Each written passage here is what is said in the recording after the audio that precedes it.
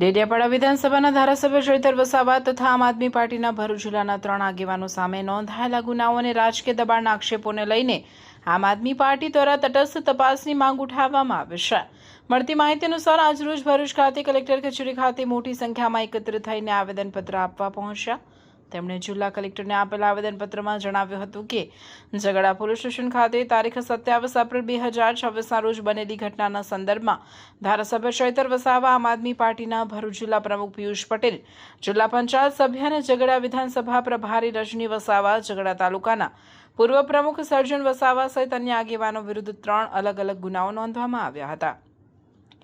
આવેદનપત્રમાં તમામ કેસોને ખોટા અને રાજકીય પ્રેરિત ગણાવવામાં આવ્યા છે। આવેદનમાં વધુમાં આક્ષેપ કરવામાં આવ્યો છે કે ધારાસભ્ય ચૈતર વસાવા પર હુમલો થયાનો દાવો હોવા છતાં તેમની ફરિયાદ પોલીસ દ્વારા લેવામાં આવી નથી। સાથે જ નિર્દોષ લોકોને કેસમાં સંડોવવાની ધમકીઓ અપાઈ રહી હોવાનો પણ આક્ષેપ કરાયો છે। આમ આદમી પાર્ટીએ રાજ્ય સરકાર અને ભાજપના નેતાઓ પર કોર્ટની કાર્યવાહી પ્રભાવિત કરવાનો ગંભીર આક્ષેપ પણ કર્યો છે। આવેદનપત્રમાં જણાવાયું છે કે ચૈતર વસાવાના પત્નીના જામીન અરજી સંબંધિત કેસ દરમિયાન જાહેર થયેલા એક વિડીયોમાં સરકારી વકીલ દ્વારા કેટલાક દાવાઓ કરવામાં આવ્યા હતા, જેના આધારે પક્ષે રાજકીય હસ્તક્ષેપનો મુદ્દો ઉઠાવ્યો છે। પક્ષના આગેવાનોનું કહેવું છે કે સરકાર સામે અવાજ ઉઠાવનારા લોકો, મજૂરો, ખેડૂતો તેમજ કામદારોના હક માટે લડતા લોકો પર કેસો કરીને તેમને ડરાવવાનો પ્રયાસ થઈ રહ્યો છે, જે લોકશાહી માટે ચિંતાજનક બાબત છે। આમ આદમી પાર્ટીએ સમગ્ર મામલે તમામ કેસોની તટસ્થ અને સ્વતંત્ર તપાસ કરાવી નિર્દોષ લોકોને ન્યાય અપાવવા તેમજ જવાબદારો સામે કાર્યવાહી કરવાની માંગ કરી છે। આજે અમે ભરૂચ કલેક્ટર ઓફિસ ખાતે આવેદનપત્ર આપવામાં આવ્યા છે। જે મેટ્રોપોલિટન કંપની ઝઘડિયા જીઆઈડીસીમાં આવી છે, ત્યાં અમારા ધારાસભ્ય શ્રી ચૈતરભાઈ વસાવા, ભરૂચ જિલ્લાના પ્રમુખ શ્રી પિયુષભાઈ પટેલ, રજનીભાઈ વસાવા, સર્જનભાઈ વસાવા સહિત 15 લોકો જેટલા પર આ ભરૂચ જિલ્લાની પોલીસે ખોટી એફઆઈઆર કરી છે।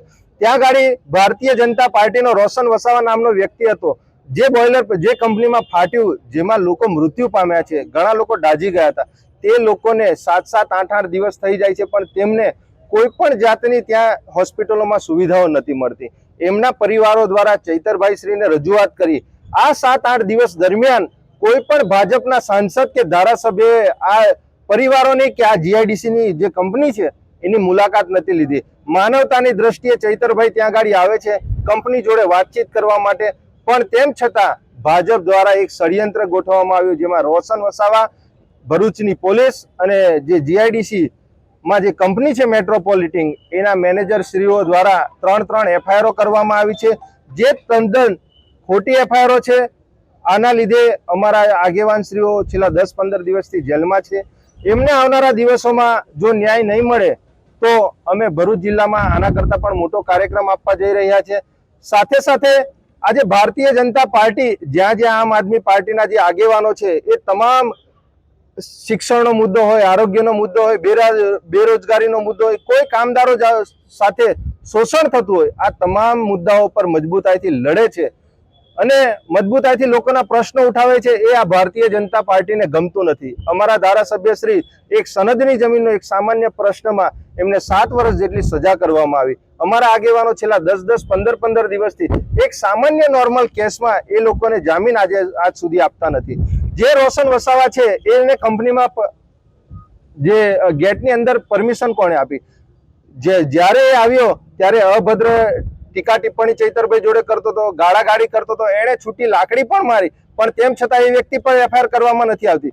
કંપનીમાં જે બોઇલર ફાટ્યું, આજે તે કંપનીઓ પર ભરૂચ પોલીસે હજુ એક્શન લીધી નથી।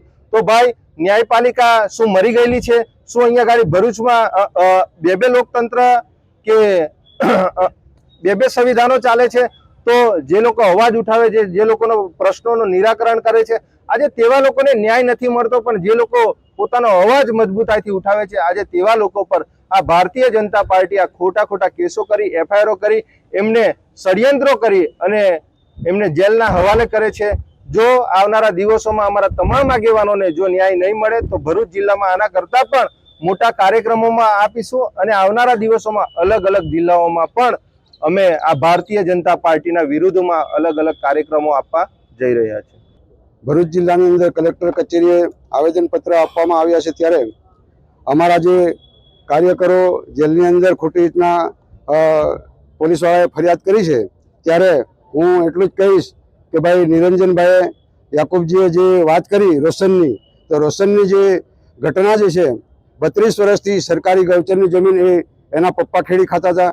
એના માટે મારા દીકરો સરપંચ હતો તે વખતે મેં આના પાછળ કાગળિયા કરી અને એ જમીન 7 એકર જેટલી ખુલ્લી કરાવેલી. એ ભાજપનો કાર્યકર છે, એટલા માટે સરકાર એને બચાવવા માટે આ એક રજનીનું આગળ જીવન ન જાય એ માટે એના માટે ષડયંત્ર રચેલું છે.